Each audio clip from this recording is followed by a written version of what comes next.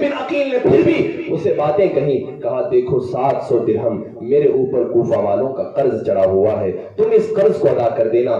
جب مجھے یہ لوگ مار دیں, جب مجھے شہید کر دے تو میرے جنازے کو دفنا دینا. اور تیسرا کام یہ کرنا, میں نے میرے آقا میرے بھائی امام حسین کی طرف یہ خط لکھ دیا ہے کہ آپ کوفہ آ جائیں, تم کسی بھی طریقے سے ان کو میرا حال بتا دینا کہ کوفہ والوں نے میرے ساتھ کیا کیا ہے, کوفہ والوں نے کس بے دردی کے ساتھ مجھے ابن زیاد اور یزید کے حوالے کر دیا ہے.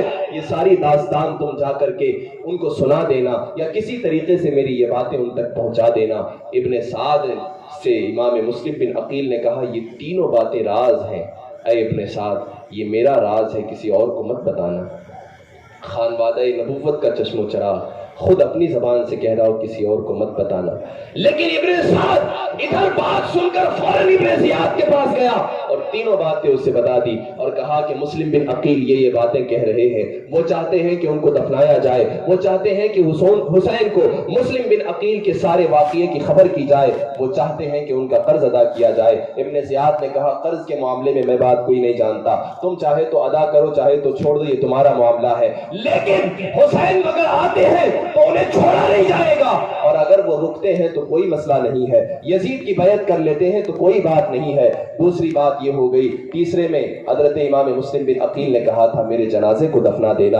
ابن سعد نے جا کر جیسے ابن زیاد کو کہا, ابن زیاد کہتا ہے اس شخص نے پورے کوفہ والوں کو ستایا ہے, اس شخص نے مسلمان کو لڑا دیا ہے, اب اس شخص کو کیسے اس کے جنازے کو دفنا دیا جائے گا, اس کے ساتھ تو ہم بہت برا کریں گے. رفیقان ملت امام مسلم بن عقیل ہے, یہ امام بھی ہے, یہ اللہ کے رسول کے خانوادے کے چشم و چراغ بھی ہیں, یہ فاطمہ کے لہلہاتے گلشن کے چمکتے پھول بھی ہیں, یہ آسمان نبوت کے, یہ آسمان رسالت صلی اللہ علیہ وسلم کے خاندان کے مقدس ستارے بھی ہیں. رفیقان ملت اس کے باوجود ان پر حالات دیکھیے کس قدر تبدیل ہو گئے. جس امام مسلم کو ہم اپنا مقتدا کہتے ہیں, رہبر کہتے ہیں, اہل بیت نبوت کے خاندان کے ایک ایک فرد کو آج تک اپنا قائد مانتے ہیں, عزت کی نگاہ سے پوری امت انہیں دیکھتی ہے, سید کی تعظیم کو اپنے لیے واجب سمجھتے ہیں. اللہ اکبر. اسی امام مسلم بن عقیل کو سامنے موجود تخت نشین شخص, حکومت اور دولت کے نشے میں چکنا چور ہوا آدمی کہتا ہے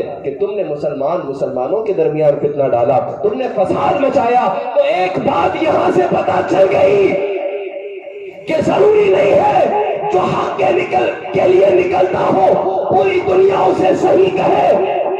جہاں کوئی حق کے لیے نکلتا ہے کبھی تلوار کا مقابلہ بھی کرنا پڑتا ہے, کبھی جان کی بازی بھی دینی پڑتی ہے, کبھی اپنے اوپر گالیاں بھی کھانی پڑتی ہے, کبھی کوئی غلط کہے تو اس کو سننا بھی پڑتا ہے. یہاں حق کے لیے نکلنے والوں کو سینہ بھی مضبوط کرنا ہے, اپنا ذہن بھی مضبوط کرنا ہے, زبان بھی مضبوط کرنی ہے, جگر بھی مضبوط کرنا ہے. مولا یہ حق کے راستے پر چلنا اتنا آسان تو نہیں ہے کہ ہر کوئی اس کو اپنائے, لیکن مولا حسین رضی اللہ تعالی عنہ کے جانشین بن کر امام مسلم بن عقیل آئے تھے. ہر طاقت کو زیر کرنے کی طاقت اللہ نے ان کو دی تھی, لیکن مصلحت وہی ہوتی ہے جو خدا کی ہے, منشا وہ ہے جو اللہ چاہتا ہے, مشیت تو وہی ہے جو رب کا چاہا ہوا کرتا ہے. بندے تو ہزار چاہتے ہیں کہ یہ نہیں ہونا چاہیے تھا, انسان کی عقل تو سوچتی ہے ایسا نہیں ہونا چاہیے تھا, لیکن وما تشاءون الا ان یشاء اللہ, چاہا تو رب کا ہی ہے. مسلم بن عقیل رضی اللہ تعالی عنہ نے ابن زیاد کو برملا جواب دیا, اور اسی جواب میں اسے پیش میں لا کر جب ان دونوں کے درمیان تیکھی بحث ہوئی, ابن زیاد نے مسلم بن عقیل رضی اللہ تعالی عنہ کے بارے میں کہا کہ اس نے ہمیں تکلیف پہنچائی ہے, مجھے برا بلا کہا ہے, یزید کو خراب کہا ہے, ہم لوگوں کو اس نے شرابی کہا, غلط روش پر چلنے والا کہا, ہمارے باپ داداؤں کو اس نے برا بھلا کہا ہے. اس شخص کو ایسی سزا دو کہ پورا کوفہ کیا پوری تاریخ میں ایسی سزا اب تک کسی کو نہ دی گئی ہو.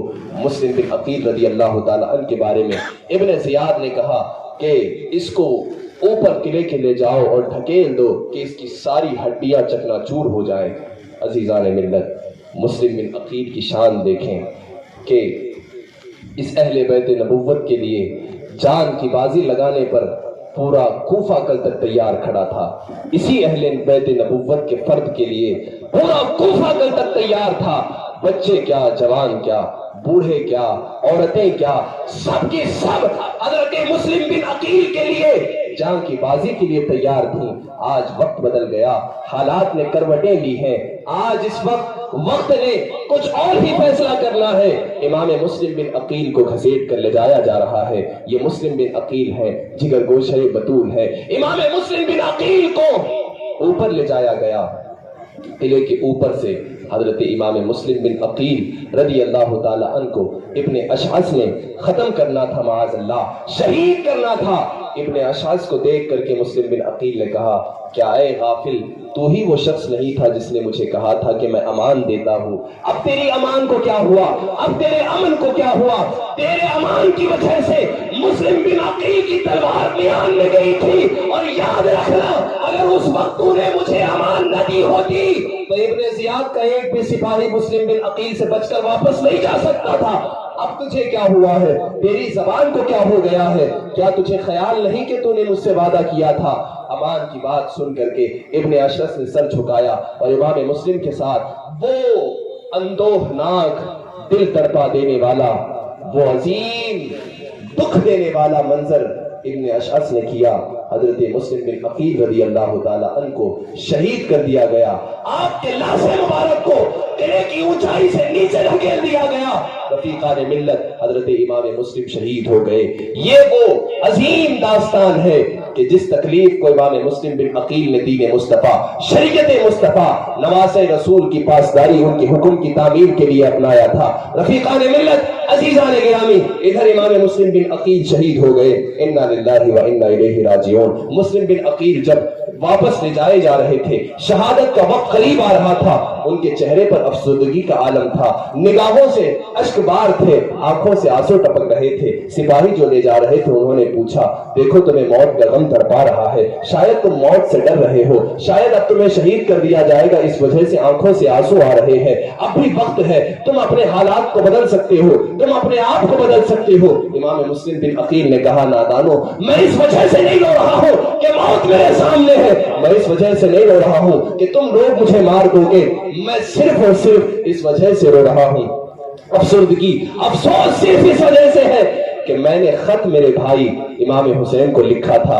کوفہ والے بڑے اچھے ہیں، انہوں نے میرے ساتھ محبت و عقیدت کا معاملہ کیا ہے، اگر ان کو یہ معلوم پڑے گا کہ جس حسین کے نام پر عقیل کے بیٹے مسلم نے خط میں لکھا تھا کہ یہ محبت کرتے ہیں، اگر ان کو معلوم پڑے گا کہ انہوں نے اسی مسلم بن عقیل جو آپ کا جانشین بن کے کوفہ میں آیا تھا اس کو شہید کر دیا ہے، اس کے جسم کی ہڈیوں کو توڑ کر چکنا چور کر دیا ہے، جب امام حسین کو خبر پہنچے گی ان کے دل پہ کیا گزرے گی؟ میں اپنے امام کے حالات کو یاد کر کے رو رہا ہوں، میں اپنے امام کے ساتھ، میں اپنے بھائی، اپنے چچا زاد بھائی حسین ابن علی کے حالات کو یاد کر کے رو رہا ہوں، اس کے علاوہ مجھے اور کوئی غم نہیں ہے۔ عزیزان ملت، امام مسلم تو شہید ہو گئے، ساتھ میں دو دھنے شہزادوں کو لے کر امام مسلم بن عقیل آئے تھے، وہ حضرت محمد اور ابراہیم، ننھی جانیں تھی، اس وقت سسکتی ہوئی جب باپ شہید ہو گئے، قاضی شریح کے پاس یہ دونوں جانیں موجود تھیں۔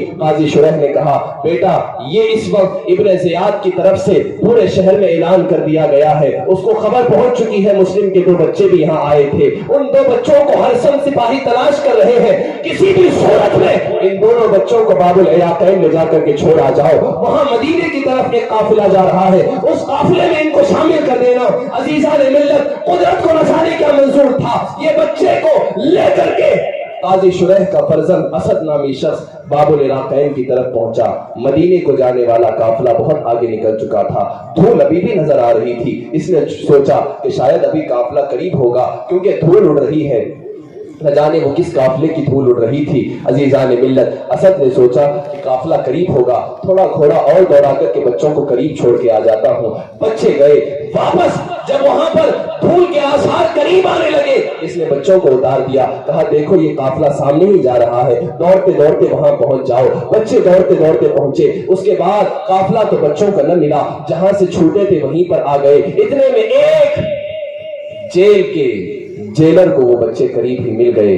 अजीजान मिल्लत, इस वाक़ये को मुख्तसर करते हुए मैं अपनी गुफ्तगू को इख्तिताम की तरफ ला रहा हूँ। रफीकान मिल्लत हज़रत मोहम्मद इब्राहीम उस जेलर के पास आए तो उन्होंने इनको संभाल करके फिर दोबारा अपनी तरफ से एक अंगूठी देकर के कहा कि तुम लोग मक्का की तरफ जाना, तुम लोग मदीनतुल मुनव्वरा की तरफ जाना और जा करके वहां मेरा एक भाई रहता है, उसको ये मेरी तरफ से अंगूठी देना और कहना कि ये तुम्हारे भाई ने हमको भेजा है, वो तुम्हारी हिफाजत करेगा, तुम्हें अमान देगा। ये बच्चे उस अंगूठी को संभाल करके उस जेलर की तरफ से आगे एक रास्ते पर पहुंचा दिए गए। बच्चों के लिए न जाने कुदरत का कौन सा फैसला था। अल्लाह तबारक व तआला की मशीयत अपने अहवाल को खुद जानती है। रब की कुदरतों पर राजी रहना, उसकी कज़ा व क़दर और फैसलों पर उसके बंदों को बस आमन्ना सद्दक़ना कहना हमारा काम है। अजीज़ान मिल्लत, ये बच्चे फिर भटकते भटकते जिन राहों से इब्तिदाई सफर किया था उन्हीं राहों पर आके अटक गए। एक झाड़ के करीब जहां हल्का हल्का पानी बह रहा था, वहां आकर दोनों बच्चों ने एक दूसरे को देखते हुए कहा कि भाई न जाने हमारा क्या होगा, हम तो भूखे भी हैं, पूरा कूफा हमें तलाश कर रहा है, नन्ही जाने हैं। बड़े ने छोटे देखकर, बड़े ने छोटे को देखकर, छोटे ने बड़े को देखकर तसल्ली दी। कहा भाई तुम मत घबराओ, कोई बात नहीं, मेरे वालिद का अंजाम इन लोगों ने जो किया है खुदा उसको जानता है। अजीज़ान मिल्लत, ये दोनों नन्हे नन्हे बच्चे एक दूसरे को दिलासा दे रहे हैं। बड़ा छोटे के कलेजे को ठंडा कर रहा है, छोटा बड़े का सहारा बन रहा है। अजीज़ान मिल्लत, इतने में एक खातून, एक कनीज किसी की, वो आकर के पानी भरने के लिए अपना मशकीज़ा आगे बढ़ाती है। उसने पानी भर लिया, देखा कि दो नन्ही खूबसूरत जाने कि जिनके चेहरे से एक हसीन रौनक, एक हसीन मंजर उभरता हुआ आ रहा है। चेहरों पर जब निगाहें पड़ती है तो बस चेहरों पर निगाहें अटक जाती है। इतने खूबसूरत नौनिहाल है, नन्ही नन्ही जाने हैं। बच्चों को करीब करके देखा, कहा पूछा बेटा तुम लोग कौन हो, यहाँ क्या कर रहे हो, अपने इलाके और घर की तरफ क्यों नहीं जाते। इन बच्चों ने कहा हमारा कोई नहीं है, हम यहाँ बेयारो मददगार इधर उधर भटकते फिर रहे हैं, हम मुस्लिम बिन अकील के शहजादे हैं, हमें लोगों ने, हमें इब्ने ज़ियाद की तरफ से लोग तलाश रहे हैं। इन बच्चों ने अपने आप बीती बता दी, अपने बाप का किस्सा सुना दिया। अब वो खातून थी, उसने अपनी मालिका की तरफ इनको ले जाया, क्योंकि मालिका के बारे में उसकी कनीज जानती थी ये अहले बैत नबुव्वत की बड़ी मुहिब है, ये बड़ी अकीदत रखने वाली है। उन बच्चों को लेकर जैसे ही सुना मुस्लिम बिन अकील के शहजादे हैं, दोनों शहजादों को लेकर वो कनीज अपनी मालिका की तरफ गई और जाकर के कहा कि ये दो बच्चे हैं, ये हजरत मुस्लिम बिन अकील के शहजादे हैं, इस वक्त बड़े परेशान हैं। मैंने इनको उस बहते पानी के पास एक दरख्त के सहारे में छुप करके एक दूसरे को दिलासा देते हुए सुना है, आप इनकी हिफाजत कीजिए। वो नन्ही जानों को वो मालिका अहले बैत नबुव्वत की मोहब्बत को सीने में बसाई हुई थी, उसने अपने घर के अंदर इन दो नन्ही जानों को पनाह दी और इनकी हिफाजत के लिए सारा इंतजाम किया, खाना पेश किया, नए जोड़े इनके लिए भेजे। बच्चों के चेहरों पर जो दर्द के आसार थे उसको धुला, साफ और शफाफ किया, पूरी हिफाजत बच्चों की और एक सेफ कमरे में उनको बंद कर दिया। लेकिन मालिका तो अकीदत दिल में रखती थी, घर की खातून तो उनकी मोहब्बत दिल में रखती थी, लेकिन उसका शौहर ऐसा नहीं था, वो बड़ा बेवफा था, उसके दिल में अहले बैत नबुव्वत के लिए कोई मोहब्बत और अकीदत न थी। जब वो घर में आया, रफीकान मिल्लत, उसके घर में आते ही उसने अपनी बीवी को बार बार अंदर बाहर होते हुए देखा। उसने जब ये माजरा देखा तो खातून से पूछा बताओ क्या हुआ है। इधर इब्ने ज़ियाद ने पूरे कूफा में ऐलान कर दिया कि जो इन दो बच्चों को मेरे पास लेकर के आएगा उसको बहुत बड़ा इनाम दिया जाएगा, इतना इनाम दिया जाएगा कि वो अपने लिए पूरी जिंदगी के लिए काफी समझेगा। इस इनाम को सुनकर हर शख्स ये तमन्ना करता कि शायद वो इनाम मेरे लिए मिल जाएगा। बच्चों की तलाश में हर कोई निकला हुआ है, वो नहीं जानते कि ये नन्ही जाने किसकी है, वो नहीं जानते कि अहले बैत नबुव्वत के आसार इनके चेहरों पर नूरानियत की शक्ल में जलवागर है। ये रसूलुल्लाह के खानदान के है, ये रसूलुल्लाह के नवासे है, ये रसूलुल्लाह के खानदान के जिगर गोशे हैं। रफीकान मिल्लत, ये नन्ही नन्ही जानों को हर कोई तलाश कर रहा है। माल की मोहब्बत में हर कोई इतना अंधा हो गया कि नन्ही जानों को भी नहीं छोड़ रहे हैं। रफीकान मिल्लत, ये भी शख्स पूरा दिन इसी तलाश में था कि कहीं वो दो लोग मिल जाए, कहीं वो दो बच्चे मिल जाए, कहीं वो मुस्लिम बिन अकील की दो जाने हमको मिल जाए तो दौलत हमारे हाथ में आ जाएगी, वर्षा हमें मिल जाएगा, ये माल मेरा मुकद्दर बन जाएगा। रफीकान मिल्लत, उस घर की खातून ने आम दौरफ्त बार बार अंदर बाहर की तो उसके शौहर ने पूछा, का खातून ये बार बार अंदर बाहर क्यों कर रही हो। तो खातून जानती थी कि ये बड़ा कदूर शख्स है जिसके सीने में अहले बैत नबूवत के लिए कोई अकीदत नहीं है। ये दुनियावी जाहो हशमत का ख्वाहा है, ये मालो दौलत और दुनियावी सरमाए को पसंद करने वाला है। उसने बताने से गुरेज किया और कहा कोई बात नहीं है, कुछ ऐसे ही काम है, इस वजह से अंदर बाहर कर रही हूँ। इतने में रात हुई तो वो दिन भर का थका हारा था, सो गया। बीच रात में अचानक दोनों बच्चों ने ख्वाब देखा। ख्वाब में दोनों ने जैसे ही उस ख्वाब को मुलाहजा किया, दो भाई उठ गए, नींद से बेदार हो गए। बड़ा भी रो रहा है, जनाब मोहम्मद भी रो रहे हैं, इब्राहिम की आंखें भी अश्कबार है। आपने देखा तो एक दूसरे को दोनों बच्चे कह रहे हैं कि भाई तुम क्यों उठ चुके हो? तो भाई ने कहा कि ख्वाब ऐसा था कि उसने बेदार कर दिया। बड़े भाई ने कहा कि मैंने देखा कि मेरे वालिद मुस्लिम, मेरे नाना रसूल दो जहां सरवरे कायनात सल्लल्लाहु अलैहि वसल्लम के साथ जन्नत की पाकीज़ा हवाओं में टहल रहे हैं, और मुझे मेरे वालिद ने कहा कि बेटा अपने छोटे का ख्याल रखना, अनकरीब तुम मेरे पास आने वाले हो। छोटे ने कहा कि भाई जो ख्वाब तुमने देखा है वही मैंने देखा। वालिद गिरामी कह रहे हैं बेटा घबराना मत, अनकरीब तुम भी मेरे पास आ जाओगे। बेयारो मददगार छोड़ करके गए हैं। इस ख्वाब का तज़किरा करते हुए अपने बाप की याद को अपनी आंखों में बसाते हुए दोनों बच्चे एक दूसरे की बाहों में बाहें डाल करके लिपट कर रो रहे हैं, याद कर रहे हैं उस माहौल को कि भाई हम जब मक्का से निकले थे, हमारे चाचा इमाम हुसैन, हमारे सरताज इमाम आली मकाम इमाम हुसैन ने वालिद को हुक्म दिया था कि मुस्लिम तुम कोफा जाना। हमने जिद करके कोफा की तरफ वालिद साहब की मुराफकत इख्तियार की थी, आपके साथ साथ यहाँ तक आए थे। रफीकान मिल्लत दोनों बच्चे अपने वालिद की याद को ताजा करके, अपनी माँ के आगोश को याद करके, अपने बाप की मुकद्दस यादों को अपने जहन में ला ला कर एक दूसरे को लिपट लिपट कर रोए जा रहे हैं, रोए जा रहे हैं। आवाज इतनी ऊंची हुई कि घर के लोगों को सुनाई देने लगी। अचानक वो घर में जो सुबह से तलाश करके दोनों बच्चों को उस मालिका का शौहर आया हुआ था, उस शख्स ने देखा कि बच्चों के रोने की आवाज आ रही है। नींद खुल गई। उस शख्स ने नींद खुलते ही अपनी बीवी से पूछा कि घर में हमारे अलावा कोई और भी है? मुझे किसी की आवाजें आ रही है, कोई रोता हुआ सुनाई दे रहा है, कोई बच्चा रो रहा है। मालिका ने घबराते हुए कहा कि कोई ऐसी बात नहीं है, इस वक्त कौन रोता होगा? शायद अगल बगल के घर में कोई बच्चे होंगे, कोई नौनिहाले होंगे जो इस वक्त रो रहे हैं, आप सो जाइए। लेकिन बच्चों की आवाज रोने की बार बार सुनाई दे रही थी। उस शख्स ने कहा नहीं, हमारे ही घर में अगल बगल की नहीं आ रही है, ये घर की आवाज है, लगता है कोई हमारे घर में घुस आया है, किसी और ने भी इस घर में पनाह ली है। हजरत इमाम मुस्लिम बिन अकील के दोनों शहजादे रोए जा रहे थे, रोए जा रहे थे। इतने में वो शख्स पूरे घर की तलाशी लेना शुरू करता है, अंदर से बाहर हर कोने को टटोलना शुरू करता है। जब घर के खास कमरे में जहां पर घर की मालिका ने, उस कनीज की मालिका ने छुपाया हुआ था दोनों बच्चों को, उस कमरे का दरवाजा खोलता है तो दोनों बच्चों को देखता है। खूबसूरत चेहरे हैं, नूर टपक रहा है चेहरों से। अल्लाह अकबर, इतने मासूम, इतने प्यारे, इतने खूबसूरत चेहरे हैं कि जिनको चेहरों को देखते ही प्यार आ जाए। इतने अच्छे चेहरे हैं कि जिनको देखकर दिल माइल हो जाए, उनसे मोहब्बत हो जाए। लेकिन चेहरे देखकर भी उस खबीस के दिल में कोई मोहब्बत नहीं आई।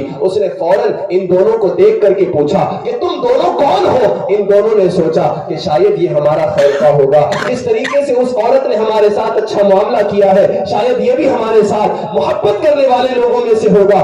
बड़ी मासूमियत के साथ, बड़े अदब के लहजे में उन दोनों बच्चों ने कहा कि जनाब हम मुस्लिम बिन अकील के फर्जंद है, मेरा नाम मोहम्मद है, इसका नाम इब्राहिम है। दोनों बच्चों ने अपना तारुफ बता दिया।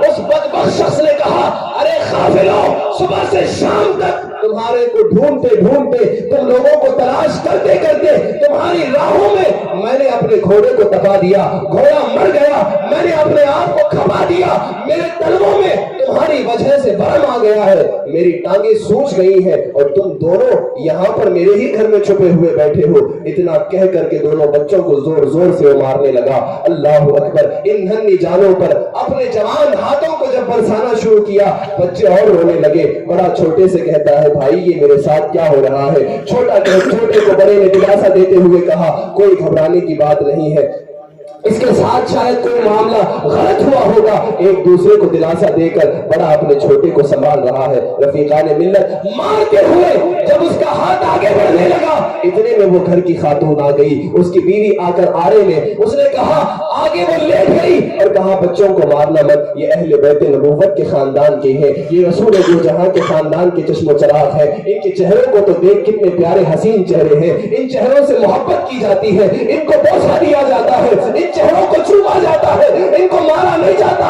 नादान अपने हाथों को रोक ले, आखिर इनको क्यों मार रहा है? इन बच्चों ने तेरा क्या बिगाड़ा है? वो मार रहा था, उसने फौरन अपनी बीवी को ढकेल दिया, वो कोने में गिर गई, सर उसका किसी चीज से टकराकर सर से खून निकलने लगा। अजीजान मिल्लत, इसने बच्चों को मार मार कर जब थक गया, फौरन उन दोनों बच्चों को दरवाजे से बंद कर दिया, अपनी खातून को बाहर घसीट दिया और फिर कहा कि सुबह होगी तो मैं इन दोनों बच्चों को इब्ने जियाद के पास ले जाऊंगा, उसके हवाले करूंगा।